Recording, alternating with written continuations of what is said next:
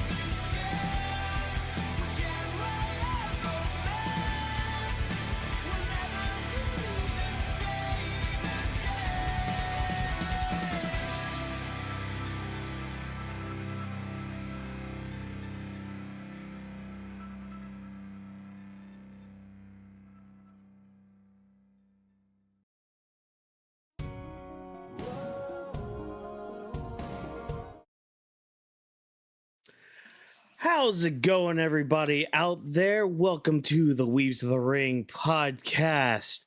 Hopefully, you guys are having a good start to your weeks. It's been a decent Monday, kind of dreary outside, kind of overcast, rainy, and all that. So, welcome as always to our Monday night coverage of WWE programming with a fairly decent episode of Raw. You know, I thought it was pretty good, but of course, welcome to all of our old people coming in, you know, all of our returning viewers and listeners out there.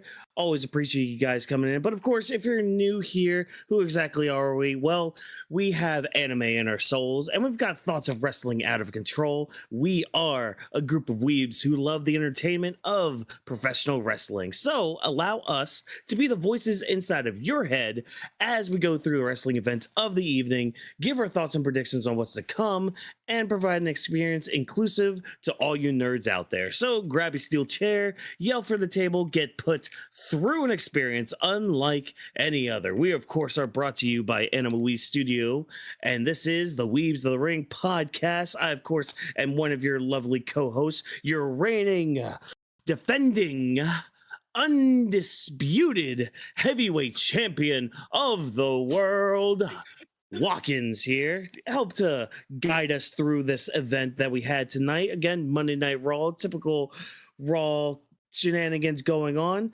And of course, I'm never alone in my endeavor to get through professional wrestling. For you see, two lovely gentlemen will be joining me tonight. First and foremost, on the top left of your screen, he is known as the genius of the mat. He's the guy that'll help us process these stories that are going on and maybe help us understand exactly why we're doing certain things, why certain people get pinned, why certain people get pushed, all that good stuff. Ladies and gentlemen, boys and girls, and children of the aisles, please welcome Drop This Box. Drop, how you doing tonight? I'm doing pretty good, and yeah, we're here again talking about another episode of Monday Night Raw. We officially concluded the first round of the King and Queen of the Ring tournament, so we have everything together when it comes to the semi-final matches that we're going to be getting. So I'm very curious to see what sort of direction that'll be going down when it comes to certain outcomes. But yeah, we do have a couple things to dive into, talk about, and see how we feel about different things when it comes to the overall landscape moving forward going into Friday's show.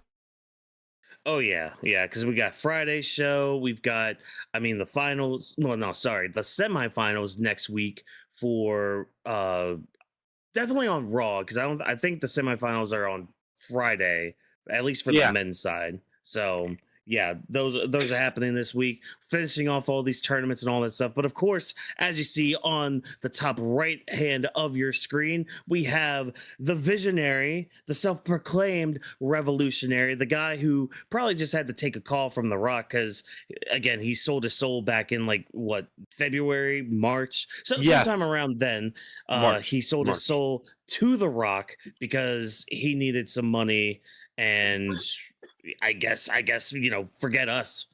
on this podcast. You know, The Rock has everything that he needs. Great, awesome. Legendary Vash. Vash, how you doing tonight? I appreciate for that introduction. Sometimes when you need to pay the bills, you gotta sell your soul, and when you get the right deal, when you get the right favor, and The Rock is the right person too. But as you see, I'm here for tonight. I wasn't here last week for Thursday and Friday shows. I'm under the weather still, recuperating, and then maybe pass my own sickness or sinus to wifey. Who knows? But we're here, we're alive, we're kicking. We're here for Monday Night Raw, and I came to talk about the good show that it was. It was a good show. It has some good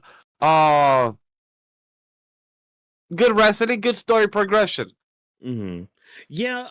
I think that was my overall thing with it, is just that it was a good show, not spectacular or like groundbreaker or anything, but I mean that's just the nature when it comes to like weekly episodic shows or TV music. Why did I say music? Well, I mean that's the thing too, because weekly music comes out from different artists and all that. So whatever, we're not here to talk about music unless it's about the crappy Def Rebel crap that keeps getting shoved down our ear holes. We've got Monday Night Raw to talk about. We've got the first round of the King and Queen of the Ring tournaments to talk about, to discuss, to go through. Let's just dive right into it. We had our main event tonight. We're going to start with that, with our King of the Ring tournament. We had Rusev taking on Jey Uso, Sheamus, and Bronson Reed in fatal 4-way action. When you look at the guys that are in this match, you got 3 meaty men just bumping meat the whole time. Like, even just in the beginning of the match, like, I don't think Sheamus really got into the ring until maybe the second commercial break. He was finally in there. Like, he spent some time outside of the ring. But again, just 3 monsters just going after each other. Then you got Jey Uso, who's still bandaged up from a tsunami a couple weeks ago, but that's fine. He's got to overcome the limits. He's got to surpass his limits, if you will, to hopefully get his world title back from Gunther. And yeah, lots of huge moves, a lot of finishers saved up. We had a bunch of interference from people like Penta, Braun Breaker, Sami, LA Knight, just all these intertwining stories coming together just in this fatal 4-way match. But it all ends up leading to Jey Uso picking up the big win, having a big old, almost getting destroyed by Seth Rollins at the end of it, until Cody Rhodes comes out and those two have to have a hockey clash right in the middle of the ring in Green Bay. And that closes off our show. We're getting Cody versus Jey next week for the semifinals, which is kind of big. We got some big story implications going into that semifinal match. But let's talk about the match first of all. Vash, what do you think of this round 1 match that we had for the King of the Ring? For the final match of the round 1, great match overall when it comes to the meaty man. The jokes were funny throughout the night. Great to hear back Corey Graves and the dynamic duo with Michael Cole. So it was nice to hear, both of them go behind each other when it came to this type of meaty match. Jay definitely felt like the off ball when it came to like the style of wrestling. When it came to Rusev, Sheamus, and Bronson Reed, like they're both. All 3 of those type of wrestlers in the W style, they're very heavy hitters and they're very slow in the aspect. With Sheamus, he has the brutality. He almost caught Jay to do the 10 chest. So I thought we were about to see that, but then the way Michael Cole's like, oh, that's gonna be good for with the chest that he has, the pain in the stomach. But then like, oh, then he's not gonna get it. And then a few seconds later, it didn't happen. So a few spots, as you mentioned, just the way the way you text it in the thread, all the main event started, and I'm like, starting at 9:50. It's kind of early, but then with the amount of commercials, the amount of music, the amount of entrances, and I'm like, okay, it didn't start until like 10:05, and I'm like, yeah, okay, that makes sense. So it was entertaining in that aspect where I really appreciate the ending the most out of the match because everything was intertwining within one another, and I like that. The few type of lines that even I enjoy the most, even with Michael Cole saying that Sheamus never beat Rusev, or was it Rusev never beat Sheamus? It was one of those lines that I heard during the commentary, and that's something that was pretty cool type of facts to know of. That if you haven't been watching, or it's been a while, it was cool information to know. Yeah, I'd have to fact check that to see if that is an accurate statement, because Michael Cole was kind of all over the place tonight too. Like there was a match earlier in the night with AJ and JD where he thought JD had kicked out, but he's just like, oh wait, no, he didn't. And then I think he tried to call the Styles Clash something else, and Corey kind of caught him with it. I don't know. Yeah, I believe he said something like the style Flash or something like that. He tried to say. Oh, okay. Styles Flash. That's funny. Yeah, so just a little bit off his game tonight. That's fine. It happens to all of us and everything. But all right, Drop, lay it on us. What do you think of the match before we kind of get into the story elements that happened in this? So I really enjoyed this match because, I mean, look at the competitors that are involved when you had Rusev, Sheamus, and Bronson Reed. I really liked seeing the three of those guys in here. And I do agree that Jey Uso was the odd one out. That's why when we were theorizing a little while ago, we were thinking, if Ilya Dragunov showed up in this match itself, he would fit in like a glove, because he's used to going up against these kind of guys in the ring. So it would just look natural to him, like he's in his own environment. But I was just very curious to see how all of this was going to be laid out, and a lot of them worked well, like when Rusev and Sheamus, getting a little preview of like what we're going to be seeing from their feud continuing forward, and then seeing Bronson Reed mixing it with Sheamus and Rusev before, because Bronson Reed never really had that opportunity to do anything like that with Rusev, because Rusev wasn't with the company. So just seeing both of them together is really nice.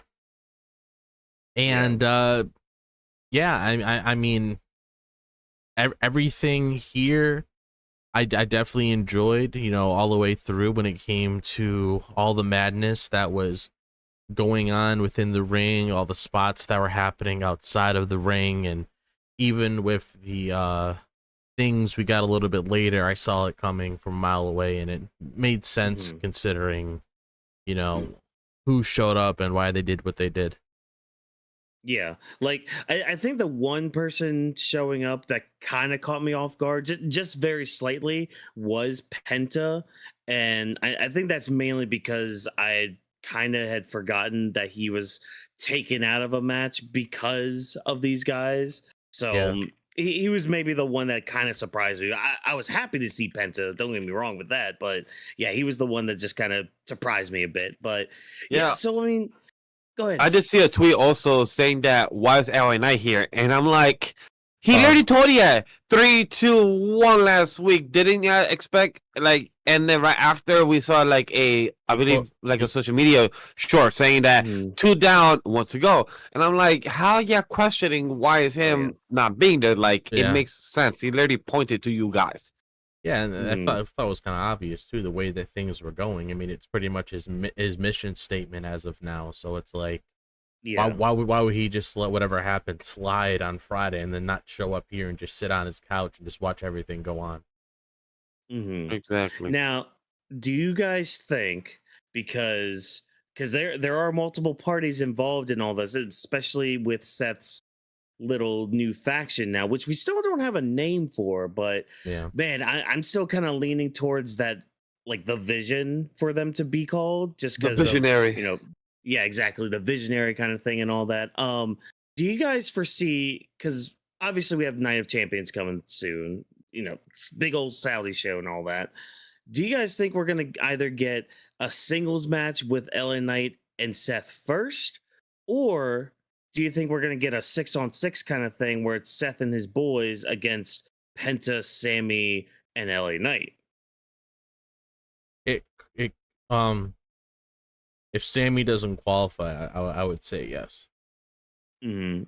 Which that's kind of that's going to be part of tonight's discussion as well. Now that we have our semifinals set, so that could also bring a opportunity that Sami and Kross maybe at Saudi, that they might do that as well, but I don't know, because they might also do that after. Yeah, he mentioned that after. Yeah, it might be after, just because, especially what happened tonight when he confronted Kross is just like, hey, when I'm done with this King of the Ring stuff, much like Goldberg says, you're next. All right, Kross. So, okay, cool. Glad I asked you guys with that. But yeah, so Jey picks up the win here. Kind of looking very Superman-esque in a way, especially with he's still got the taped up ribs right now, selling that tsunami that Bronson Reed had hit on him a couple weeks ago now, and after his grueling match with Gunther last week. Yeah. So Jey really looking strong tonight, being able to not only pick up the win, but pull off some of those moves after some of that offense he took. Like, dude's looking strong. Dude's looking great to get that world title back eventually. But, you know, everybody's got to have their own side missions to get through and all that. But now we have our semifinals. We've got Sami Zayn versus Randy Orton now for their match, which is Friday. So they got that. But then next Monday, we've got Cody and Jey. And for me, I feel like Friday's match is really going to be telling who wins next Monday. Because it really could go either way still. But I feel like I would be leaning more towards a certain person depending on what happens Friday. I don't know. How are you guys feeling about just that thing? Because and I think we had touched on it too briefly on Friday, just like the possibilities of who can be in the finals. But I'll start with you there, Vash. What do you think about the possibilities of the finals? And are you feeling the same that I am with the victor for Friday? When it comes to Jey and Cody coming out to help to help Jey was interesting. Not as a bad thing. It's more like, Cody, you know that you're about to verse him this coming week for your own spot. Jey versus Cody is interesting. I would have preferred to see Cody versus Rusev or Cody versus Sheamus, something interesting that we haven't seen in a long time, or we haven't seen these two type of wrestlers, battle each other in a WWE ring. Jey and Cody, they're not saying that like they have no drama, but like right now they're going for pride and they're going for, hey, I'm gonna go back for my title. Each of them have their own path, and who's gonna go for who? Like when it comes for SummerSlam. But I just don't see the excitement for me when it comes to Cody and Jey. I would have preferred Cody versus Rusev or Sheamus. Who do I expect to win? Cody in that aspect. I don't think he's gonna take a pin. Jey taking a pin would be more beneficial to protect Cody, but I don't expect for Jey to win, even though Triple H told us 4 months ago that, hey, I'm gonna strap a rocket on you for this year. You're gonna go far and beyond. Who do you say that about? When they, it was during that trailer for that show that's coming out on Netflix. Oh, that was next month. Oh, that probably was what we saw now. Yeah. So like probably Yeah. still processing, probably still going. I don't know how far. So who knows if they're gonna still make Jey as King of the Ring, since they're probably trying to give him all these accolades or for any apparent reason. So probably give him Royal Rumble, King of the Ring. So who knows? But I don't expect it to happen. I'll be shocked if it does. Still a big fan of it. So if it happens, great, I'm a fan. But I just don't see the story or perspective of it. But hey. Yeah. Well, I mean, it's in a way, it's kind of it kind of parallels Gunther in a way from last year, because it's like, because Gunther won King of the Ring last year, and then he went on to SummerSlam, got the world title then, and I mean now we're here a year later.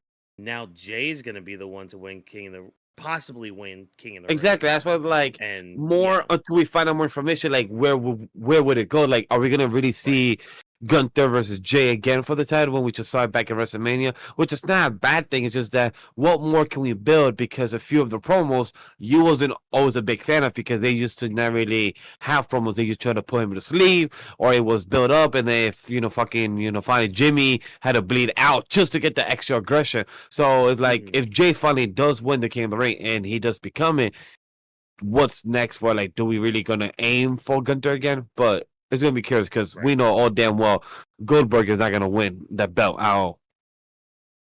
Yeah. And see that's the compelling thing about like Jey versus Cody right here, because like both guys are vying for that spot. They both got very compelling stories for their top champions with like Cody and John and Jey and Gunther. And I'm just sitting here thinking, man, which one feels more compelling to me? Which one would I like enjoy watching more? And it's kind of very reminiscent of how I felt during the Royal Rumble season. Royal Rumble? Yeah, it was like right when Jey won the Royal Rumble. I was like, okay, there's a couple possibilities he can go down. He can go down the world title or the WWE title, and like him versus Cody, I was like, all right, we could kind of play something fun with that, especially with what they were telling around WrestleMania season. But we got what we got for all of that. But man, it's just there's gonna be some heartbreak next Monday, and we're gonna have some fun conversations when it comes to that. But what about you, Drop? How do you feel about just like the storyline implications going into Jey versus Cody next week, and anything that might have changed in your mind between now and last Friday when we talked about this? My mind's still set on Cody winning the match, because there's a part of me thinking, like you spoke about earlier, depending on who wins the match on Friday could also determine who wins the match on Monday, which is a common thing that happens in the industry. And I felt like it was pretty similar that we saw take place last year when it came to what happened with the King of Ring tournament, because they could very well do Cody and Randy, because they sort of even teased it in the beginning of SmackDown last Friday when Randy was saying, even if I have to go through, regardless if we're friends, I will do it with no hesitation. So that's almost like throwing it in your face. And they know a lot of people really want that match. And I mean, that's a pretty big match on paper if you want to throw that on Saudi, just like you're doing with John and Punk there. And you could also go a different direction where it could be Jey and Sami Zayn, but like, I don't know. Like, I feel like, I don't know. To me, I feel like Jey, as of now, Jey had his time. I personally don't think Jey fits in any of these world title pictures at this moment, because the central focus really is whatever goes on with Seth and Cody moving forward. Like Seth, he pretty much revolves around that world title picture, and then the whole thing with the WWE title revolves around Cody at the moment with whatever happens with John. Like, that's how I personally picture it, because I feel like we had our little moment with Jey now. We'll obviously get back to it in the future, but I feel like, he was in here, add a little star power, add a little unpredictability, which that's exactly what that match is next week, because it could go either direction, but it just all depends what they want to do, because there's a lot of outcomes you can get out of it. You can get Sami Zayn and Cody. You can get Cody and Orton. You can get Zayn and Jey Uso. There's a lot of different direction. You got the whole thing with Cody, getting back on top, working his way up to get that opportunity again. You get that whole thing with Jey where he lost the world championship, working to fit in that spot, looking at Randy, constantly losing, getting so close, and then just falling every single time, which has been a recurring theme ever since he came back.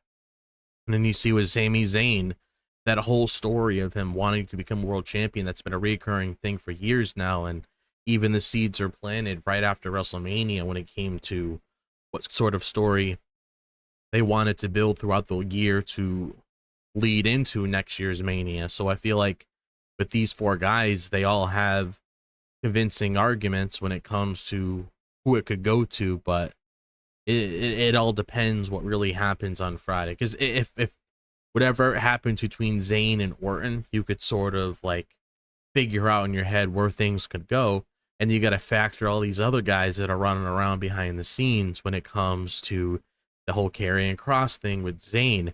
Does Karrion Kross try to get underneath his skin again? And then you got the whole thing with who else? And then you just basically, it's just a whole bunch of things that could pop up at any moment when it comes to all the chaos that's going, all these groups trying to get their names out there. Seth actually playing with both ends of the stick when it comes to looking at John getting himself involved with Cody, sort of teasing something. Maybe I should screw Cody over. Maybe I should get my win back and just have him get that opportunity to get the title, or insert me in that match and take it from him, or just stop Sami Zayn from achieving his dreams. So it's like he's got himself involved with both parties. So that sort of adds like some unpredictability with Seth too, because you never know what he really wants to do. Yeah. And that's like the biggest variable in all of this is Seth with that Money in the Bank briefcase, which I find it very interesting that Paul Heyman is the one that's holding on to the briefcase. Like he walked out there with Bronson Reed with that briefcase. Yeah. Not Seth. It was Paul Heyman. So Yeah, it's because Seth came up by himself throughout the door. Like he just came walking and start stripping and take off the jacket already, you know. And I'm like, sir, where's your briefcase? But then Paul was behind him, like, I guess you don't want to run no more with the briefcase. You just want your henchman to carry. Sure. Well, I mean, even when Bronson Reed came out earlier, Paul Heyman had that briefcase with him. Like, it's almost like, you know, Paul Heyman's gonna be the one to be like, okay, now you cash in. So it looks like he might be making the decision for Seth, but like again, like, and I think it was Corey Graves on commentary said something. These two together is a very dangerous combo for, and this is mainly in kayfabe as well for everybody. Like they're the ones that are on. They're the ones that come up with the plans. They're the ones that are like will outsmart you. They will outthink you. They will outplan you. They will make sure that they get that one up over you, no matter what it takes. Because that's the thing. Paul Heyman never loses. He just switches sides a lot. Like, he's always going to try to be on the winning side. Now, sometimes he does, you know, get his comeuppance. But at this point in time, he's always going to be on the winning side no matter what. And, yeah, him and Seth together is just... It's dangerous. It's really dangerous. And I love how they're playing that story upon and just building up for what we already know about and everything. So I'm really excited to see where that goes. Very intrigued with how these semifinals are going to go. And then the finals, I mean, they will be what they will be. It's either going to be Cody or Jey. Yeah, I agree. Like, as much as I love Orton, as much as I love Sami, it's either going to be Cody or Jey. Yeah, because with Orton, you have that inner turmoil that's going to piss him off even more that leads to the heel turn. And then with Sami, you got the chase right now, so they'll be fine in the end. Yeah. And then this inevitable Cody-Seth clash. I mean, I'm almost leaning towards Seth cashing in for the WWE title. Like, I think we had theorized about it, or at least talked about it, where it's like, you know, Cody beats Cena, but then Seth cashes in, and he's the one. Now he's the face of the company. Because that's the thing. The WWE title is the top. That is the keys to the city. That is basically, you get this, you are the company. You know, yeah, you can have your world title. That's like, you know, the fighting champion title and all that. That's cool. That's great and all that. Still high and prestigious, at least, you know, in WWE's universe and all that. But like that WWE title, that's like your King of the Pirates thing. That's like your Hokage status. That is the tippy top of that company, that business. That is what you want. Top? That is... Yeah, exactly. The Tiffy top, if you will. Yeah, I know it's not Friday, but always got to shout out Tiffy time, you know? All that stuff. So, and a couple other stories, too, from this, like Sheamus and Rusev, for example, continuing to just beat on each other. And yes, I know what I said with that. Deal with it. But kind of no-selling, too, in a lot of spaces. Like, especially when, like, Rusev and Bronson Reed were kind of going back and forth a bit. Like, there was some no-selling from Rusev's part. I mean, he sent the man through the frickin' steps, for Christ's sake. And even when Bronson came in and like just clotheslined them both, they both ended up getting back up and fighting each other still. Like, I like how they're pushing that feud right now, and that rivalry. Okay, we don't care how much this other big guy hits us. We're just gonna get up and beat the shit out of each other. Still, like, I really like how they're building on that. Man, it's just really good stuff. And of course, you know, Bronson Reed getting screwed over by LA Knight continuing that story going forward Yeah. because, you know, we're gonna screw Braun Breaker out of it. We're gonna screw LA Knight out of it. Screw Bronson Reed out of it. We'll eventually get that LA Knight Seth Rollins stare down, face off, and all that. Hopefully, LA Knight can just be on Monday nights because he kind of needs to be. He's kind of run his course with SmackDown and all that, but He yeah, has. He truly has, and that's something I hope that will transition in within this feud. yeah. So I don't know. Anything else we want to mention? The return. No, I'm all When it set. comes to this, no, I'm glad that we had a good ending for this main event because I was curious to know how they want to end this just by a simple pin, but to lead up and give kind of tease of what's coming for the summer with Cody and Seth, Penta LA9 still being involved, Penta doing his own type of hunting because he did backstage, I believe with Kathy or Jackie saying that like he's gonna hunt the Seth Bronson and Braun Breaker, so he's gonna hunt them out. So it's nice to see that. Hey, I spoke what I said. It didn't mean it's gonna happen not tonight, and it did. So I like that. You speak your actions, and you did your actions. Yeah, everybody, man, again, just 3 meaty men bumping meat, and Jey Uso, and also Grimjow. But anyways, that's besides the point. Let's move on to the Queen of the Ring tournament. Again, round 1 of that also ending. We had another 4-way action going on. We had Ivy Nile taking on Stephanie Vaquer, taking on Raquel Rodriguez, and what is that? From far and wide and light years away? Oh, you better cast those shadows that light my way. Asuka is back, baby! Oh, I have missed my girl. She is back, looking really good too. Love the new face paint. Love that she's got her old music back too. Shout out to Drop for pointing that out in our group chat with that. Yeah, just her presentation is back, man. I really miss Asuka, man. I love her style. I love just everything about her too, and just her and Stephanie were going at it tonight. Oh, they had great chemistry tonight. It was amazing. I need it. They pointed this out during the watch. It was great because I was paying attention, but like I was locked in. But then they go like, "Yo, they're really just locking eyes," and I'm like, "Yeah, you're right." And just the way Asuka just kept screaming at her, just coming out and like, "Come on, let's go." Let's go for it. Like, it just showed the excitement of just going one after another.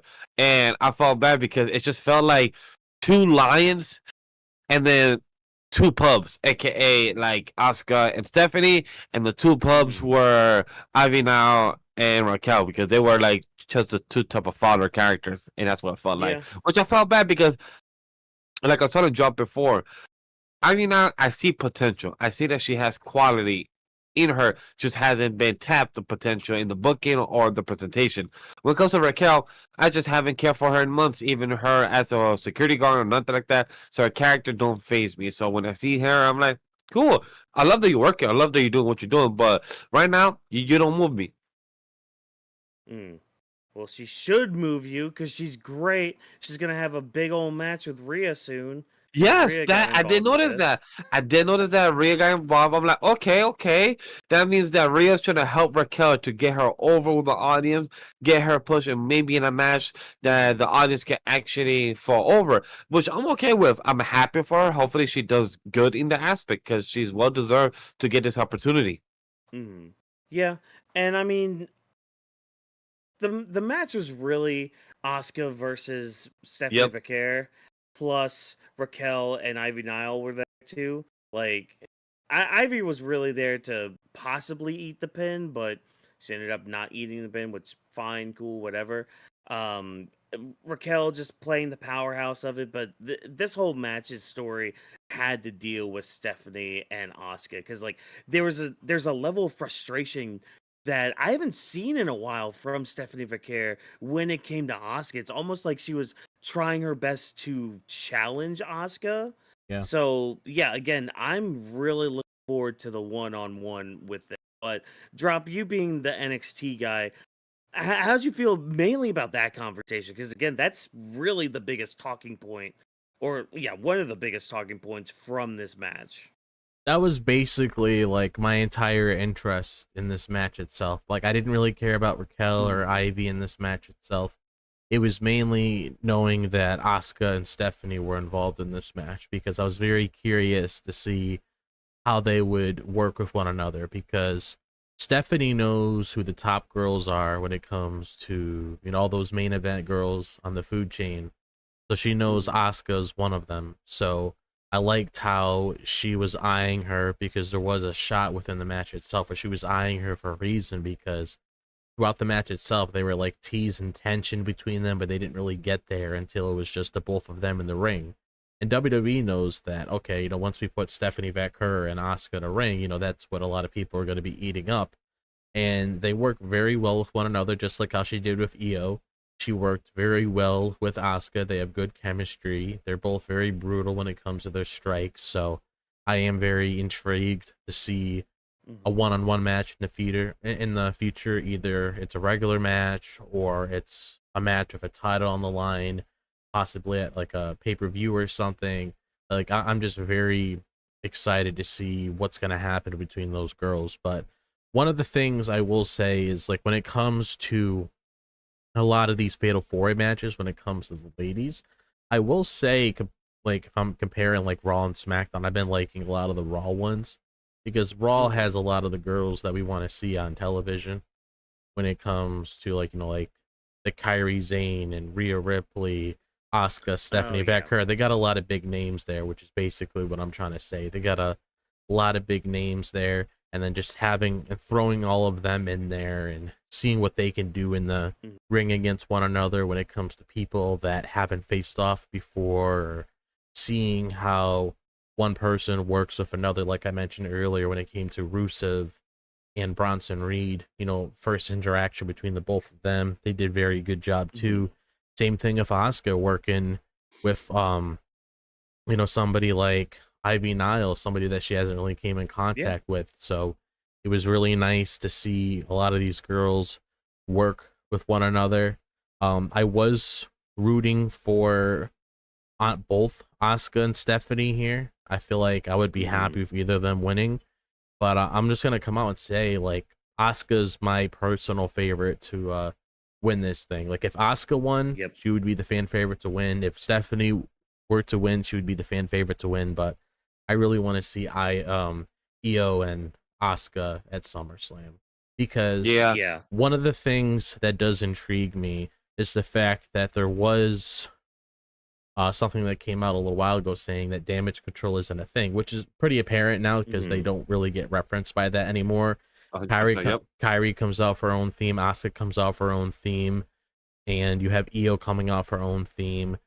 So it's like, if you were to tap into something a little bit different and you want to go down like a different route with Asuka, because she, with this whole approach, like when it comes to her Titantron, the new mask that she's wearing and everything, it almost reminds me of like this Dark Empress. Like she were to tap into that. I would be very intrigued to see like Asuka and Io go up against each other at SummerSlam with like a more vicious Asuka to really push Io to the next level when it comes to both of those girls in the ring, because they've had a match before and it was really good. So I would love to see something like that at a PLE, because I believe it was on a SmackDown, but I would love to see it at a PLE.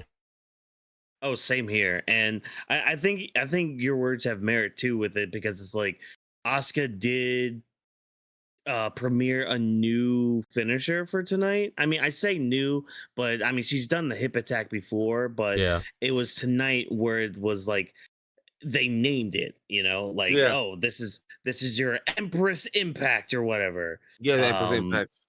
Yeah, so it's like, okay, now we got a new finisher for you. And if we're going like this different route where it's like, okay, she's going to be more like strike based now. Okay, great. Because that's kind of what won me over as an Asuka fan, is just her striking ability, because, and I've always had my criticism with the Asuka lock anymore. It's always felt like it's gotten way more loose whenever she locks it in. So the fact that she's going to have a new finisher has me excited for it. And plus, I am a sucker for a finisher that can pretty much come out of nowhere. So yeah, her with this new hip attack finisher, yeah, I'm all for it. Especially, yeah, she could win some matches very quickly with that thing. Yeah, just straight using the ropes and everything to use that as a Mhm. speed with the Yeah. hip attack was really nice, the next combination. Yeah. Additionally, I agree with you guys having them to verse each other for SummerSlam. Hopefully, Io Sky has defended her title a few times, at least twice or three times by then, because Mhm. she hasn't defended her title since WrestleMania, and I know that's how a few people complains that she hasn't been used. She's been more as a backstage or promo in the ring, which I get where people are coming from. But once Asuka won, me and John said that like, okay, so that means we're most likely will be getting Asuka versus Io for SummerSlam, which I have no issues with. I would love to see that. Mhm. It sucks that Damage Control kind of got shrugged under the rug Eh, quietly. that's fine. I Uh, mean, no, like I Yeah. said, it sucks oh, in a way where there was no closure. Just like for example, Mm. Carlitos, he didn't get no closure on yeah. his on his whole disappearance. So it's like they just got out.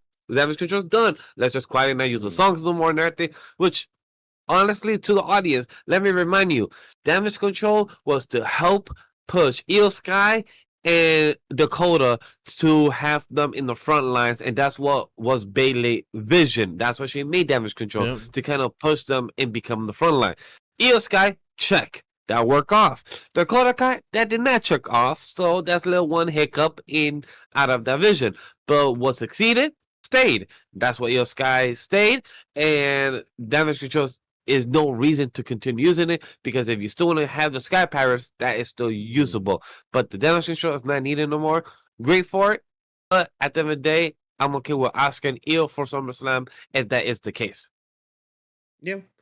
And I mean, just honestly, judging by what happened tonight later on, which we'll get into with somebody else who was setting up for EO, Yeah. they could always pivot too. Because I mean, looking at these semifinal matches, I mean, now we've got Alexa Bliss taking on Asuka, so we're going to be revisiting their feuds that they've had in the past, and like their also friendship too. Because I think they teamed for a bit too, Yeah, they did. They won if I the tag remember. titles. Yeah. So we're going to retread some of that stuff, which is good. But then you also got on the other end, you've got Roxanne Perez and Jade Cargill. So it's like Asuka would have to go through probably Jade Cargill if I'm being 100% honest. Like, Yeah. I love Roxanne, but I don't see her going No, I over don't. Jade, you know. So it's like, okay, what route are we going under now? And this one feels a little bit more unpredictable to me as well, or just as unpredictable as the King of the Ring tournament, because it's like they could go down many different avenues. Because like with Jade's issues going on with like Naomi being Miss Money in the Bank, like she's obviously targeting Tiffany. Like she's not worried about Io or anything. She is gunning for Tiffany. So it's like, okay, how do we get to that part? Because it's like we could get to it through SummerSlam, and then that's when Naomi in, or like kind of what we want, where it's like Asuka versus Io at SummerSlam. But if we don't get that at SummerSlam, they could just push it to Evolution because of what may have transpired tonight with somebody getting hurt and all that. But it all depends on what the company's going to do, where they want their stars to align and all that. Yeah, where do Yeah, they and pivot? yeah, where and how do they pivot from here? So we'll see what happens with that. But hey, Queen of Ring tournament is shaping up to be pretty good. Looking forward to seeing who wins all of those matches and who goes on to SummerSlam to go for their main world titles and all that. Yeah, so as we transition to talking about a certain world title, just going to remind everybody to be sure to like the stream if you are enjoying the conversation that we are having. Don't forget to subscribe to the channel and hit the bell icon so you get notified every time we go live, or VODs go back up, all that stuff. So with those plugs and shills out of the way, let's talk about our world heavyweight title picture. So oh, I just realized I put Jey Uso and not Gunther in notes. Oopsies. So you're right. Gunther. That's what Gunther. Oh my god, don't even remind me, Goldberg. Why do we have this segment? Just piss. Oh my god, I'm sorry. Don't worry. Don't worry. There's not too much. There's not a lot to worry about. Yo, Chad, the amount of anger, literally, I was watching him drop. Once I heard his music, I'm like, I literally toned out. I literally didn't give a fuck. And once I saw the comment by Wonkers on the fucking thread, literally saying this man is limping, I'm like, what the fuck do we have of them? Why do we have a limping man build up a 3-week match? Literally. And what got me more pissed is that he said June 12th, and I'm like, wait a minute. July 12th. And I'm like, hold up. July 12th. We have Saturday Night on July 12th. We have United Champions on June 28th. That's literally fucking 3 weeks from now. That's insane. That build up Goldberg. We literally did this just for Goldberg to get his stupid ass retirement fucking match with Gunther of all people. Oh my god, I'm sorry. Yeah. I mean, it makes sense. Yeah. Yeah, just have Gunther steamroll him. I mean, I understand. I understand why Rikishi's pissed off. That's what I'm saying. Oh no, I get that. I wouldn't even touch that with a 10-foot pole. That was over exaggeration to the next level. Nah. I mean, you're comparing Jey Uso to Randy and John Cena, saying they don't get the same treatment at them. That's a little overboard. Like, he's great, but he's not no Randy. It's just for Gunther to win the championship, just for Goldberg to have a title match with a guy who came in limp, and right now who came in walk straight, like just for that match, just for Goldberg to be happy with. Let me give you a little history lesson about Goldberg, so you have a better understanding.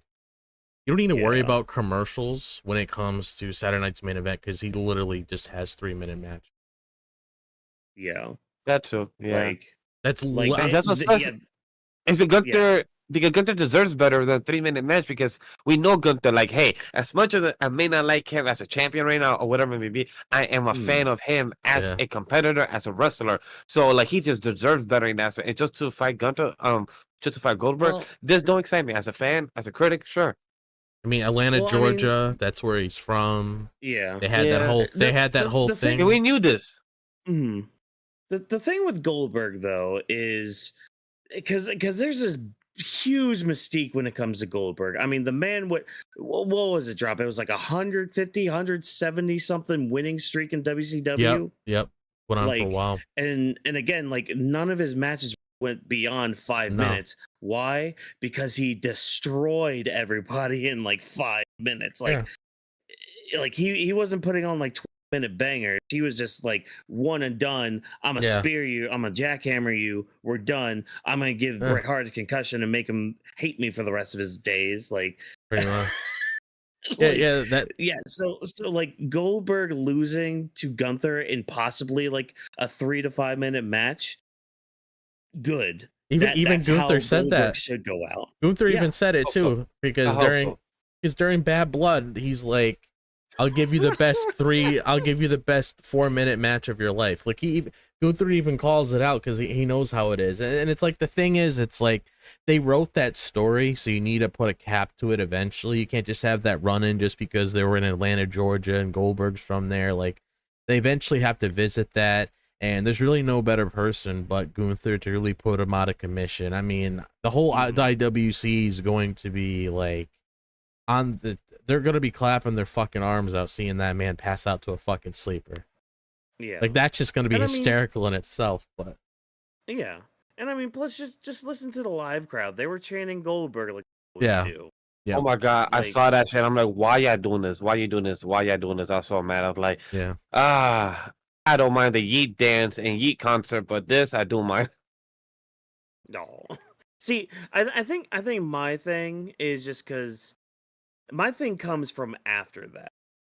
You know, as much as I love Jey and all, and as much as I, love Gunther too, it's gonna take some mental gymnastics for me, just because of knowing history and portrayals and all that stuff. It's gonna be hard for me to really believe that Jey will beat a Gunther right after defeating Goldberg. But then you kind of start thinking, okay, well, this is again an older Goldberg. He's not in his prime anymore. Yeah. All that stuff. But then even still, it's just like, but when you look at it on paper, it's like Gunther defeats Goldberg. Like that's like a level 80 competitor defeating a level 100 Yeah, it's a pretty big It's milestone like for Gunther. Like, especially having an accolade like that, like being the man to retire Goldberg. That's pretty big for him, like in his career, yeah. considering how Yeah, so iconic he is. Yeah, which is honestly, now that I think about it more, it's probably why they've been building up Jey for the past couple weeks like they have. With Yeah, like fighting off everybody and everything, going into this match tonight, semi-injured, kayfabe obviously. yeah, And winning too against three meaty men, like, yeah. I guess they're trying to, build up his stock a little bit to make it believable that he did Gunther after beating Goldberg. Yeah, I mean, I'm just glad we're gonna get it at least. Yeah, I'm not. No, I'm good. I could have skipped it. I could have forget the storyline. This story could have never happened. I would have not questioned it. Wait until next week when they cook on the mic and all that stuff. It's gonna be great. Then good thing you guys don't see a sidecast because you guys would have seen me cursing and not giving a fuck during that segment. I'm like, anyway, so Walkers, how's your day? You like, Miguel, I gotta focus. I gotta lock in right this nose. I'm like, well, you can focus. I'm gonna go grab some water. That's what I would have done. Look, I say all this praise, but also the fact that this segment was also kind of much of nothing. This is one of those segments that's really like, hey, this really could have just been an email. We didn't need like to have a meeting. Just send us an email, send us a text, do it online. Yeah, it's like the way I look at it, Watkins, when it comes to me and you are like so used to this shit with Goldberg at this point. We just let it go. That's the thing, because he's been doing the same shit for the past couple years, coming back, leaving, coming back, leaving, doing stuff with Brock, doing stuff with Roman, doing stuff with the Fiend, which I'm not gonna touch that. But it's like just he's always doing his thing. He's always wanting to get what he wants. So it's like, you know what? You're here. It's your last hurrah, which is advertised on your merch. I mean, I'm not gonna even bother with it because I already know you're gonna be gone by the time Donkey Kong Bonanza comes out, so I can just focus on that game. Oh, banana! Oh my gosh. Yeah. Nah, like, yeah. The two biggest stains for me with Goldberg, especially in the past 10 years, have been both of his Universal title reigns. Yeah. When he won those. Because he really didn't need to beat the Fiend. No, that just ruined the Fiend forever. Yeah. And really, Kevin Owens did not have to be fed to him. That's that feud. Yeah. Those two are awful. Like, it didn't make any fucking sense. Like, I think that pissed me off. Like, both of those. That pissed me off almost as much as it pissed me off when The Rock beat CM Punk before WrestleMania. Just to have him and John have that match for the title. It didn't need the fucking title, because the whole story between John and The Rock was John finding that inner peace within himself to actually take down Rock. That was the whole story, growing stronger. Kind of like what we saw with Cody and Roman. Just growing stronger. But obviously it was a different situation with Cody. But it's like just finding that inner self to make yourself stronger. That was the whole story of him and John. You didn't have to take the title from CM Punk, because literally everything that came out of CM Punk's mouth back in 2011 was legit. Like, it was hard to disagree with what he was saying. You fucking come back, trying to take your spot all the time. It's just, I don't know. It's just WWE stuff. I just gotten so used to it now. So like, okay, you're here. Okay, bye bye. We're not gonna see you. So it's like whatever. Yeah, maybe it could be another 90-second match like they did with Lesnar that one time. WrestleMania. Ooh, that would actually. Oh shit! Oh shit! Oh shit! What? I just saw someone on the timeline post like a close-up screenshot of what happened to Liv's shoulder, and I'm like, yeah. Oh yeah. Oh yeah. That was like the whole shoulder part being like pop out, and I'm like, Yeah, it was nasty. Sorry. Yeah. Well, maybe Goldberg can give her a new. He doesn't need it after July 12th. No. Man, I hope he gets whatever was, because I guess those reports that came out about him like injuring himself while he was working out, like getting ready for all this, I guess those do have merit, because he was limping. He was limping out to that ring, and I'm like, oh, Yeah. dude, no, because that kind of gets me worried a little bit, because mainly because of his two finishers, the spear, which you need to run for, Yeah. and the jackhammer, which you kind of need some leg strength in order to hold somebody up. And I remember that Yeah. jackhammer he gave to the Undertaker. Dude, let's just hope this guy doesn't try to do a fucking shooting star press. Oh god. Oh god. Dude, I did see a clip of him doing a backflip like in WCW. Oh, I was God. like, oh shit. Yeah. Like, oh my god. That guy could actually move in his prime? Oh my god, what a beast. What a monster. Well, that's all I want to talk about with the world title. Yeah. We're done with the world title picture. Glad. Not much to go off of this week, you know. As long as I think we talked longer than a Goldberg. Yeah, we did. Yeah. So Yeah, we helped you out, Goldberg. Yeah, you're welcome. We promoted the match for you. I'll expect my check next week, so thank you. Yeah. But the Judgment Day, ooh, they had a big night tonight, starting off the show, had a couple matches, had an injury. Man, all this stuff happened with the Judgment Day. So Liv and Dom actually started the night off tonight. And basically this segment was really Liv wanting a shot at Io, kind of calling her out a little bit, being like, oh, you're ducking me. You know, I deserve to have a rematch for my title. You know, like, give me my title match. Io comes out. She's like, oh, you want this? I mean, I'll fight you, sure, but if you want a title match, I mean, you're going to have to earn that, girl. But hey, you want to hold my title? You can hold it. You can also eat this dropkick and get out of my ring. You and your crusty old boyfriend.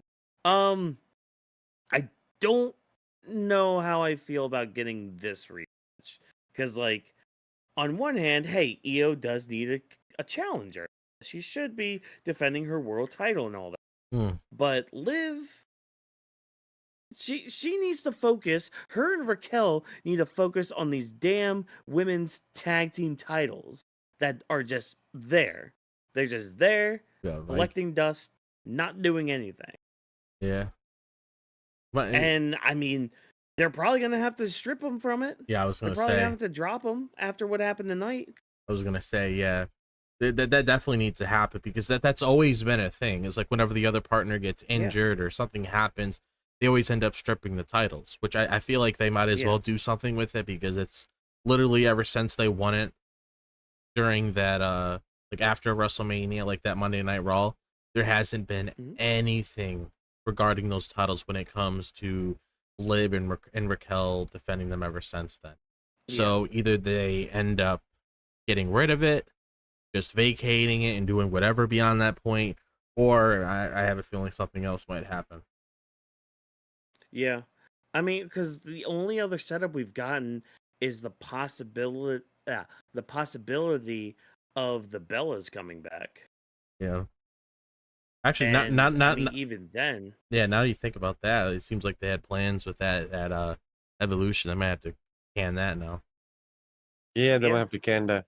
Because a lot of people were thinking Liv and Raquel versus the Bellas at this Evolution. You can't really do that anymore because Liv's not there. So the only thing I really think of is what are you going to have, like Roxanne pulling Naomi? Maybe. Especially with this whole storyline going on right now. Yeah, and I mean, that, I don't know if that would be like, no, because they would be heels, I guess. So I guess in a way that would kind of be turning Liv face. But it depends on what direction they would want to go after this whole thing. I would just say can the titles. See, that's my thing. Or, I don't know, have the NXT girls do something with it. Yeah. They'll do something. They'll do more than something with it. Or just, you know, like, or just give them to AEW because they want them so bad right now. Yeah. They'll actually do something with them. Yeah. That's the thing. They'll actually do something with them. Yeah. You know? Send them in the mail, remodel them. Yeah.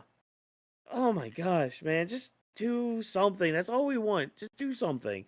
But not only did we get this beginning segment though, but like after the Fatal 4-Way match, after Raquel lost because Rhea interfered, hit her with a riptide, she ate Asuka's booty and all that, and now Eat that sushi. yeah, you heard me, Vash. You that's what the finisher is Asuka's ass. Yeah, she ate the sushi.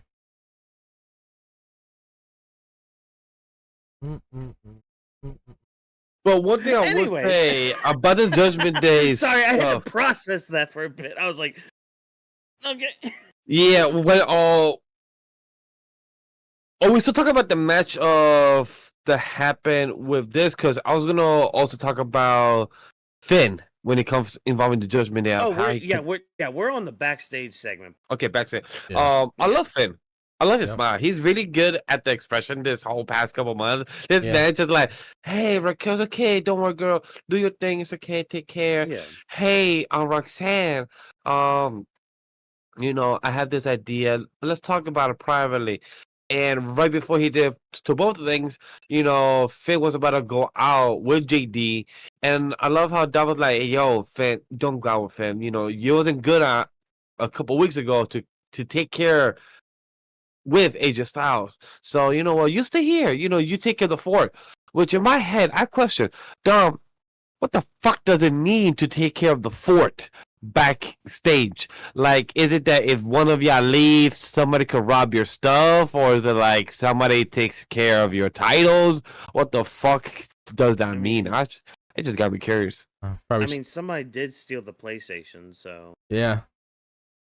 Were they playing with it in the back in the TV, or was that a different thing? They had it on the TV. Yeah, they want to do I mean, still, like that's just the new one though. Like the new one they bought.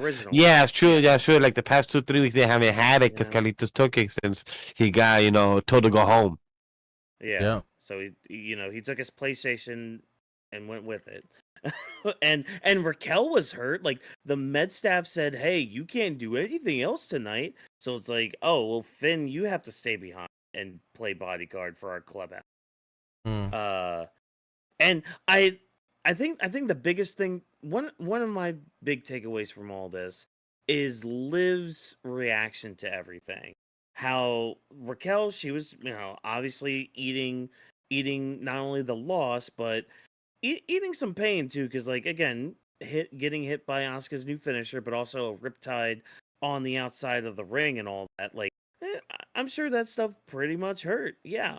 And Liv is just like, yeah, no, forget the doctors. You should come out for my match and help me out and all that. And it's like, well, no, the doctors told me I had to stay in here. Well, fine, whatever. Just stay in here. I'll do it on my own then. Yeah. What was the line from Thanos? Again, it was like, guess I'll have to go in myself. Yeah. With the Infinity Gauntlet. Yeah. Like, all right, Liv. Which I mean, not to say, oh, glad there was an accident. I kind of feel like there's a setup for that, like, or was supposed to be, but now that she's hurt, I don't know. Yeah.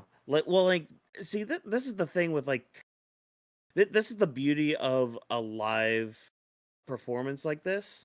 And I say beauty, even though Liv, I hope you're well and all that, because again, she was supposed to have a match with Kairi Sane tonight, but after one single leg takedown and Liv trying to catch herself like she normally does, and good on commentary saying, "Hey, this is just a normal move that anybody else would have done. Like nothing was done wrong. This is just basic stuff. This is what these people do every single night of the year, pretty much. Like they put their bodies on the line like this, Yeah, it's somewhat safe and all that, and I say somewhat because they do bump and all that. They do get hurt and all that, just like tonight, where Liv dislocated her shoulder and all. And I mean, this could be, depending on the severity of it, she could be out for like 16 weeks. I saw. Like, which I believe that's 6 months. No, that's 30 months. I believe. Yeah, so like she would be missing Evolution. She would be missing SummerSlam. She would be probably missing Clash of Paris. She'll probably be coming back by earliest or around was October to Survivor Series is when she'll probably be coming around. Yeah. But what I mean, what I'm trying to get at with all this is like, even though this was a crap situation that happened with Liv, they can really tie this in storyline wise to be like, okay, well, you kind of said you would win on your own. You didn't need any help. You told me to stay back here, and I did.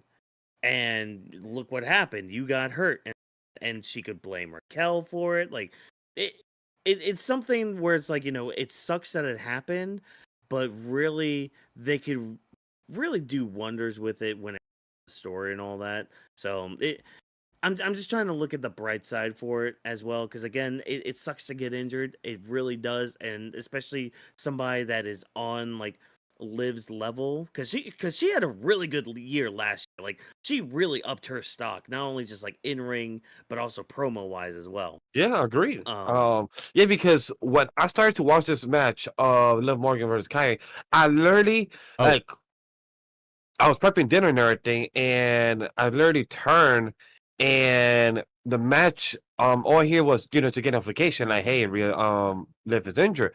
I literally turned for 5 minutes tops, and the match was done. I just see the camera punching her back, backstage um, with the medical outside. And I'm like, what the fuck happened? So mhm. I have to see online and everything. Like, it's crazy and sad that a simple move, like Michael Cole said, anything could happen. Mistakes happen on the job. Any type of job, mistakes happen. And on this type of job that they do live performance, and you can't control everything. Yeah. yeah. So, oh boy. But yeah, so that mainly dealt with the women's side of things when it comes to the Judgment Day. Again, Liv, hopefully you recover well. Get some rest and all that stuff. You have earned it from the past year that you've had and all.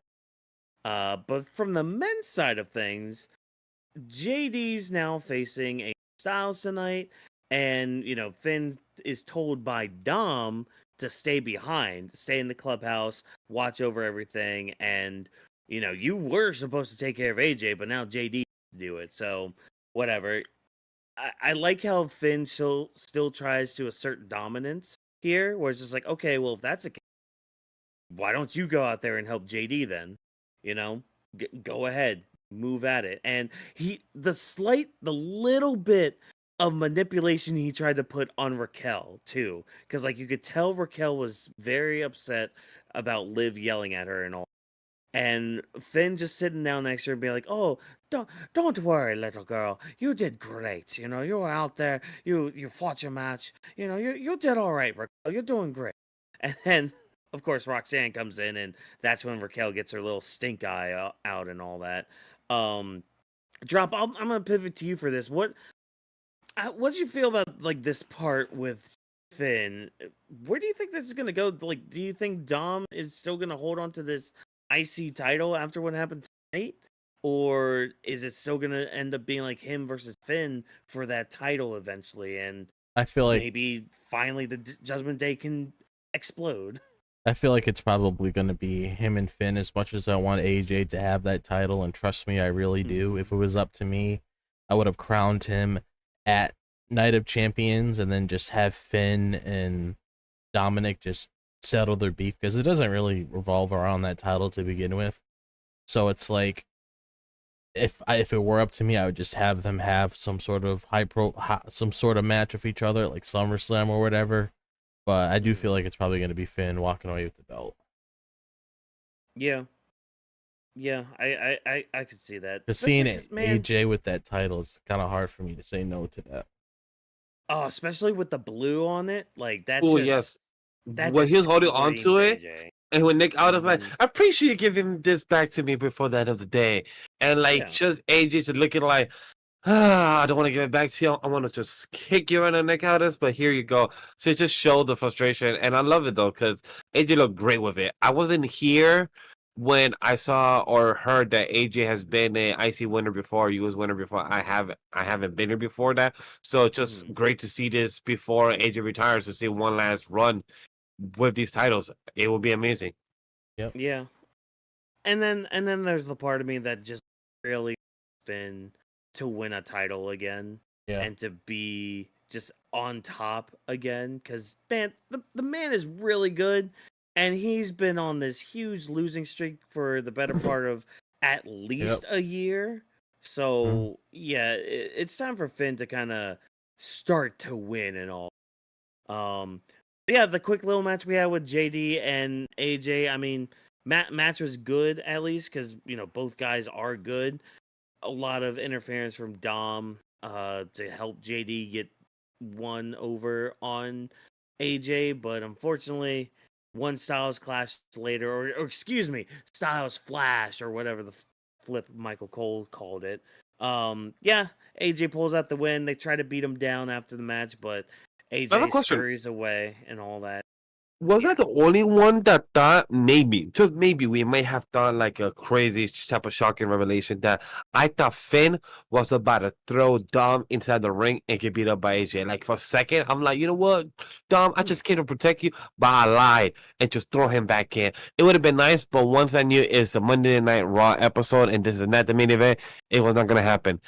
So I'm like, oh, but this would have been nice to just have Finn be like, yo, I wasn't meant to throw you. I was just meant to throw you back here by accident. That was not me. I was just hoping to see more drama or just things be like, yo, Finn, what the fuck you did that for? I was just getting beat up by him. You were supposed to save him. Like, yo, my fault, my hand slipped. I would have enjoyed that. Was that the only one? Maybe. Maybe. Yeah, because it would probably be a little early for Finn to do the full turn, like. And that's kind of like why I've been the small little seeds he's been planting for his turn, and just like the overall Judgment Day crumbling and imploding on itself. So yeah, maybe just a little bit more time to cook, but we're about near that level, at least for. I'm ready for the turn. I'm ready for the break. I'm ready for everything to just crumble when it comes to the Judgment. Oh man. But anything else we want to add regarding the Judgment? No, I'm good. Yeah, because again, it like some storyline implications, but overall, it was fine. It was fine. Nothing to really dive deep with.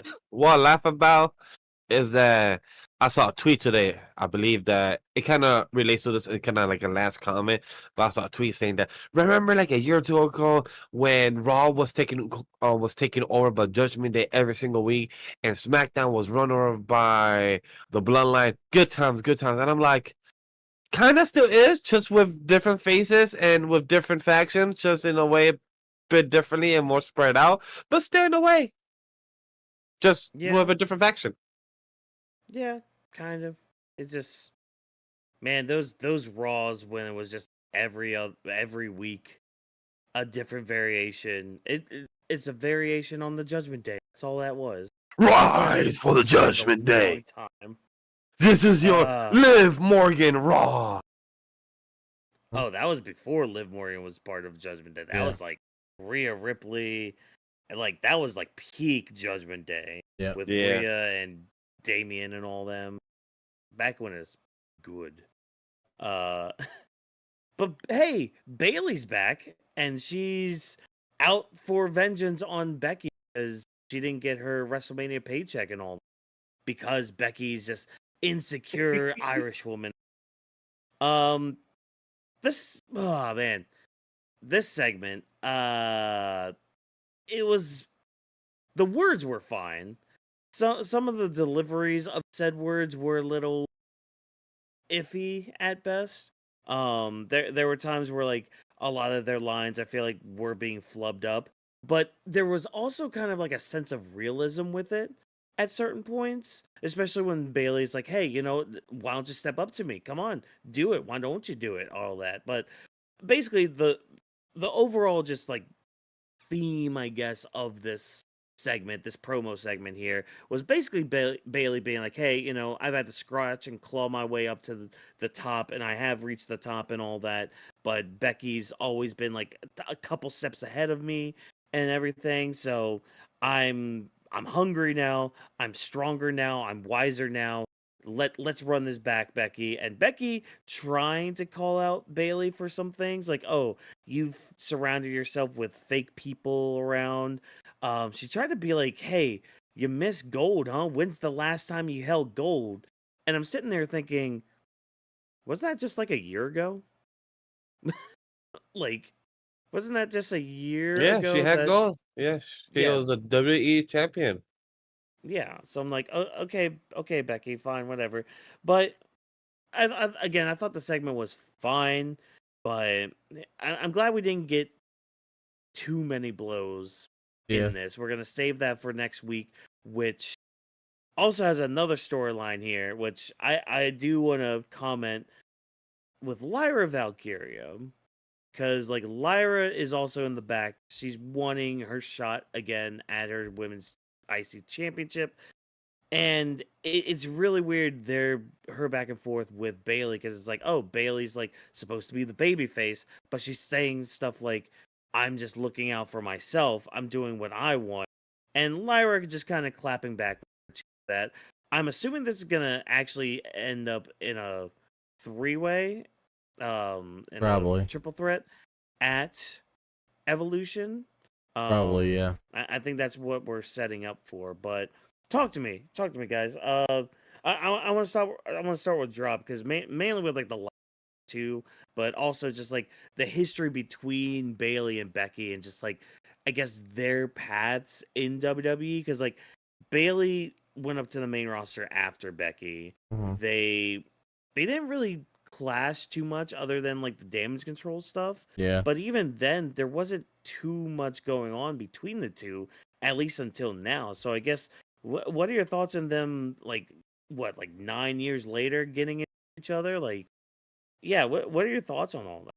I mean, it's very interesting, because I feel like, really, and they made it pretty apparent too, that everything revolved around whenever damage control became a thing, and then you had her and Becky going back and forth. So it's almost like you're flipping the coin, and you're seeing Bayley now, and then Becky. So pretty much all the stuff that Bayley was saying about Becky was true, and she even acknowledged it when she had that promo saying all those different kinds of things about her.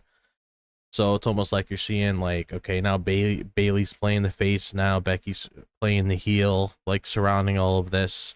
So it's like, when it comes to those things, it's like, I don't personally mind it, because it's something that they definitely need to dive into, especially if you want to have some big names surrounding that title picture itself. It's definitely something that would help elevate that title when it comes to both of them being there. And it just makes sense to just dive into the sort of history they have, so you can look at, both sides of them, so you can understand where they're coming from. So it's like, I don't personally mind it, because I feel like it's something you're gonna have to eventually dive into, especially with what transpired at WrestleMania. Because when you look at Becky Lynch over the years, and this goes with Charlotte as well, those were the two that really outshined Bayley and Sasha when it came to the early stages of their career. Because you have Charlotte, which is Ric Flair's daughter, getting all those opportunities, pretty much propelling her for where she is now. And then you got Becky's rise ever since that Survivor Series where she got bloodied up by Nia Jax, and that pretty much just propelled her to the next stratosphere. And it was always Bayley and Sasha playing like second fiddle to a lot of that stuff going on. So it's just basically Bayley's way of venting, saying, you've got all these opportunities, and here I am, busting my ass off doing this and that. Because if you look at where Bayley came from, I mean, her and Sasha are one of the very reasons why women's wrestling is the way it is today, because of that match they had at TakeOver Brooklyn. So it's almost like you're looking at somebody from a different perspective who's actually, busted their ass off, did a lot of great things, but didn't really get acknowledged by it. So it's almost like they put in all that time and they didn't really get anything in return, while Becky and Becky and Charlotte just get, praised for every other thing that comes at them over these past couple years that happened when it comes to Becky 2 belts, Charlotte's 1,500 titles, things along the lines of that. So it's like I am definitely like hoping that this brings out like a more like a different side of Bayley, because it definitely seems like she's like a little bit more serious this time, especially with that segment with Lyra in the back. And I also like how Lyra is like still has a little of attitude now that she had when she was feuding with Becky, because you kind of need that. I don't want that just to be forgotten after this whole feud at Becky. Like you have to carry that weight. You got to hold your ground, like she did at Money in the Bank, where she just completely kicked her ass after all that stuff that she was doing to her in the ring, trying to raise her arm up. So you gotta keep that there. But if Bayley's saying something, she needs to focus on herself and not letting any people get in their way. I mean, Lyra's gonna have to say Lyra's gonna have to do the same thing, and it just goes to show like how the business is. If you want to strive, if you want to work hard, and this has been a common thing that even John Cena said to Cody Rhodes. Sometimes you got to take different routes if you want to get where you need to be. So it's like that's something I can see stemming when it comes to Bayley now, and possibly Lyra too. Following her too. Yeah. Yeah, especially I like how you pointed out keeping that fire in her that she had with Becky, because I know that's been one of my complaints when it comes to Lyra Valkyria, at least on the main roster, is it's just like having that bite to a character, that little like sizzle that really gets you hooked in a character in the pro wrestling sphere and all. So yeah, I'm glad Lyra's not being pushed to the side for all this, because WWE could easily be like, okay, well, you had your time, you had your phone, you had your moment, but we're gonna move on to these other two that are kind of bigger names and all that.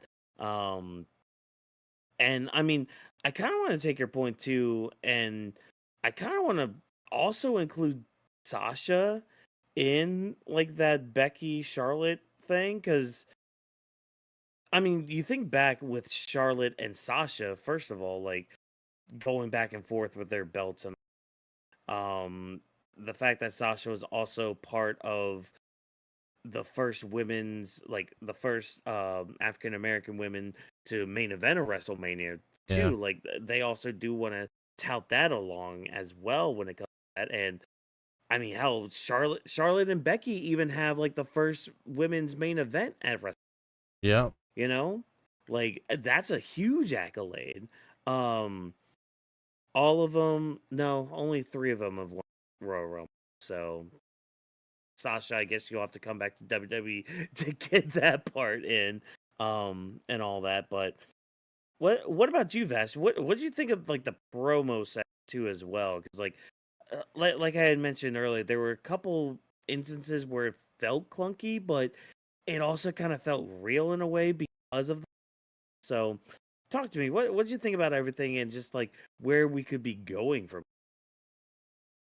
So with Bayley, I used to see how you see her in the aspect of how some of the words felt clunky.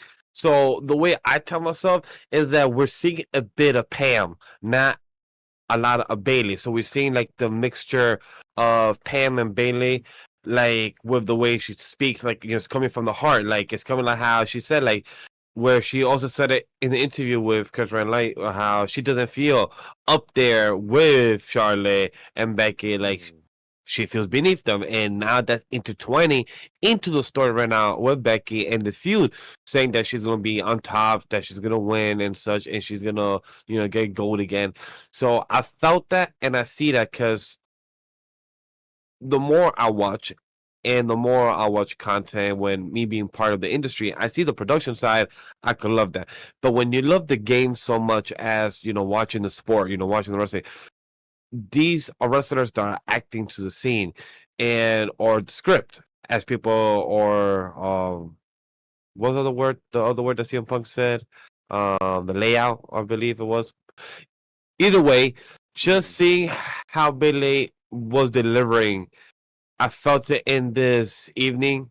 I felt I was watching Pam as well, getting into the conversation of the promo, because I felt like watching it, I felt like I was going in the roller coaster of liking it, but also what's going on. Okay, this is good. This is going somewhere. Okay, why y'all look like two little girls, fighting in high school right now in the way y'all acting, but then I love this. So it was an interesting roller coaster, which is not a bad thing as well. Like I said, it just, by first glance, it could look like shit, which is understandable if you guys will see it like that. But then when you break it down and see the characters that they're playing and how they're going with the story, you have more respect for it and you care more in the aspect. I like that Lyra was involved, and I like how Nick said, like, look, you lost your opportunity because of Becky. Now let me give you back this opportunity that you don't lose it, because it is what it is, and I'm the manager. So it wasn't Nick, it was Adam. So I love that Adam Pearce. Did that, and I love that Lyra came back and said, like, hey, it's nice to see you, but just know that if you do win, I'm gonna come after you with all due respect. So I love how the rivalry continues, and it's not like they hate each other. It's just like, hey, we're friendly rivals. This is a competition. This is still a company of who's the face or who's the champion. I love you. I respect you. You're a good mentor. But I'm going to go for the title and take the W. So I respect that. I appreciate that. Yeah. Yeah. Yeah, I don't have much more to add, if I'm being honest. Like, me either. The one thing I will say is that where does it go after next week? Because as you said, some good theories you guys spoke of. We had the DQ, and then we have the possible with the triple threat when it comes to the SNME event, Evolution. So it really depends where it builds up, because it's going to be an interesting summer, which I'm very excited to see where this summer goes, because we have Saturday Night Main Event, we have Evolution, and then we have SummerSlam right around the corner. So it's just going to be interesting to see the build up if you're coming on. Yeah, and I mean, I'm just gonna wait until next week to really see what happens. Yeah, agree. Yeah. I think that's where I'm at too, because like this promo segment happened. We've got a bunch of their whys and why nots and combating each other back and forth on the microphone and all that, but coming to the end of the day, we need next week to happen, whether the match actually has a conclusion or there's some chicanery, some shenanigans go on and all that. So anything can happen, really. And especially if we want to insert Lyra in, because I think my biggest fear was them just like pushing Lyra to the side for the money match of Becky versus Bayley. So I'm glad Lyra's still going to be involved in all that. And yeah, I got nothing else. I really got nothing else besides just like the short little nitpicks I had, And then our last little thing here. I mean, I had mentioned it earlier. This is going to be our quickfire segment here. Karrion Kross did confront Sami Zayn again. Saw that he was fired up and all that, but he basically saying that Sami was going to lose on Friday and just continue to prove Karrion right and all that. And Sami basically says, hey, when I'm done with King of the Ring, I'm going to fight you next because you're just a coward who just says all this stuff backstage, but you don't even go out to that ring in front of anybody to say anything. It's crazy to say that. Yeah, I'm glad they're kind of acknowledging that, on which good somebody should, because that's all Karrion Kross has been doing for what, like a year now almost. I love how Kross continues to tweet and acknowledge the fans, and I'm glad he doesn't get reprimanded or the boss of people get like, hey, don't try to make it too obvious, or hey, don't point it out. But I love how he's able to tweet and like, hey guys, the voices are being heard, his patience, the time, TikTok, all this type of encrypted messages it shows that's working, and I'm excited to see this feud happen with Kross and Sami. I'm hoping Kross wins, because if this is a way to push him over and finally use him in the ring and have Sami be the underdog, he's okay to take a loss. Like he has said, it's never about giving up. I could go out there, face anybody in big, and I'll lose and I'll come back because I will not give up. And it shows. And he always has the underdog type of performance. I believe Watkins, it was back in November. I believe he was telling us like he always has the underdog performance, and now I don't ever forget that. Like I don't know why, but I see him like Crypto, like that underdog performance. I see him as Crypto, but if you think about it, Crypto is a fucking Kryptonian dog that's powerful. Yes, it doesn't work with Sammy, but just in my head, that's how I see him now. Don't know why, but yeah. Okay. Yeah, that's definitely interesting and all that. Yeah. What about you, Drop? Any comments like Karrion Kross and Sami? I guess with their inevitable match, who would you prefer to go over?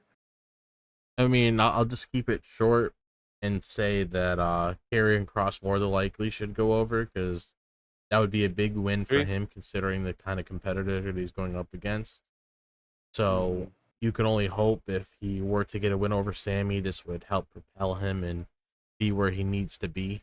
But at least we know if Sammy doesn't win the tournament, this would be his next direction, which would, be nice to see how it turns out in the end. Yeah.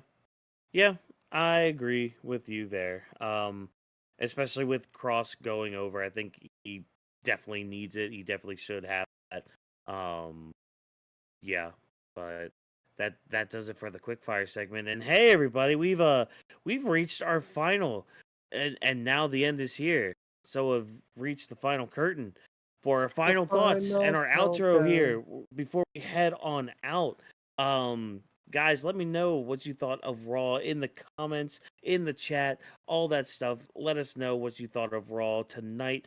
But I'm gonna ask my panel just one last time. Vash, what'd you think of Raw overall tonight? Your So just overall feelings getting out of the show.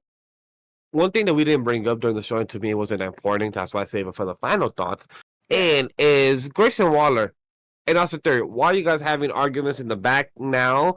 And over the past couple of weeks, we used to have extra type of segments with them. Now they're such in the back burner where Grayson Waller is arguing with the New Day, and Grayson Waters arguing with Austin Theory, and the New Day is backing up Grayson Waters, so it's pretty interesting. We're seeing that, but not much is happening from there. I'm curious to see if they're just using those little slow type of fragments to have a kind of stall until SummerSlam and have that kind of end, so they could just build that. But that's my only guess. Other than that, good show, fun, entertaining in the aspect. We have the King and Queen. Still having Jey win, and he be the Mr. Opponent, it was kind of let down. They tried to hype it up because they knew that Jey was gonna lose, so that's why they was gonna wait until they announced it for the social media days. Which, in other words, they could have just waited until Monday and just have a whole hype type of moment. But it's what it is. Other than that, I can't wait to see how next week goes for the build up for the finals of the King and Queen and see where we have the two type of final competitors and see where they end off, because now it'll be interesting to see where we could land for SummerSlam. Yeah, tons of implications continuing on into the summer for a lot of stories going forward. But Drop, what do you think of Raw overall tonight? I thought it was an alright show, given what we got here. I really enjoyed seeing Asuka come back. I'm glad she has her old theme. I'm very interested to see where this leads her moving forward. We definitely have a lot of unpredictable matches moving forward when it comes to the men's and women's tournaments to see who comes out the winner in the end. So it's going to be really interesting to see how Friday's show tells us, what could possibly dictate what happens next week. It all depends where we really go there. And hoping Liv's okay, hoping she has a safe recovery, hoping there's some sort of plans they could work out with the Judgment Day outside of the whole Finn thing, because it definitely seems like there was something there. So very curious to see how that's going to intertwine now that they have to redirect a lot of things. And other than that, that's all I have to really say. Yeah, and I agree with my co-host here. I thought Raw was all right tonight. Nothing really huge, spectacular to really just gush over and just salivate at the thought and talk of it. But at the same time, it wasn't a bad show either. We got some good matches out of it. We did get some storyline progressions here and there and everything, and there were some heavy implications again for what could be happening this summer and where some of these title matches into SummerSlam will be going and all. So yeah, really looking forward to see where we go from here, how Raw is going to be next week, because that will be the go home edition going into Night of Champions. So very curious. Are we gonna have where we SmackDown go from that. on already in Saudi?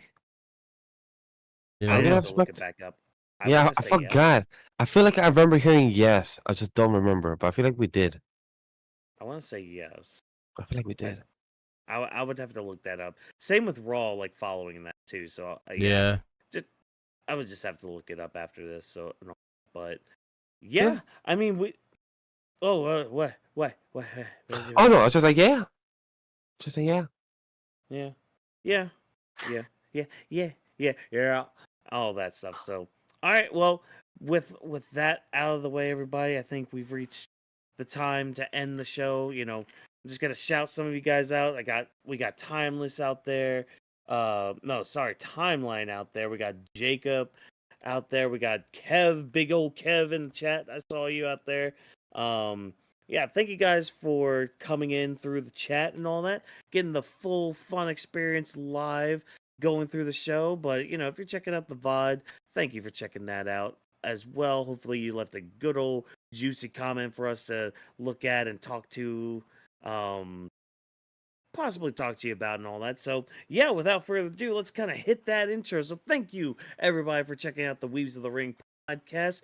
If you enjoyed what we had to say and want to interact with us more, be sure to not only hit the subscribe button, not only hit the notification button, but also check out that yellow stuff or that yellow space that's right on your screen. It's got a bunch of handles on there for you. You got Animal We Studio, Legend D Vash, Drop This Box, Watkins MW, Weebs of the Ring, and a hashtag of Weebs of the Ring. That's what you could use on all social media platforms, whether it's Twitter, Instagram, TikTok, all that stuff. Use those hashtags, use those apps.